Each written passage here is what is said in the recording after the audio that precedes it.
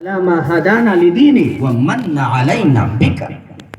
فرمایا اس لیے ہم نے یہ مجلس سجائی ہے تاکہ ہم اس کی تعریف کریں، اللہ کا ذکر کریں اور اس خاص احسان کا تذکرہ کریں۔ وہ یہ ہے کہ اللہ نے اپنا محبوب ہمارے حوالے کر دیا۔ اللہ نے فرمایا لقد من اللہ علی المؤمنین، او مومنو میں نے تم پہ بڑا احسان کر دیا، تم کہاں میرا شکر ادا کر سکتے ہو، میں نے تو اپنا محبوب بھی تمہارے حوالے کر دیا۔ تو نبی پاک صلی اللہ علیہ وسلم نے فرمایا کیا تم قسم کھا سکتے ہو کہ مجلس کا یہی مقصد ہے کہ اللہ اور اس کے رسول کا ذکر ہوگا، یہی مقصد ہے؟ تو صحابہ نے عرض کیا اللہ کے رسول اگر آپ حلف لینا چاہتے ہیں تو آپ حلف لے لیں۔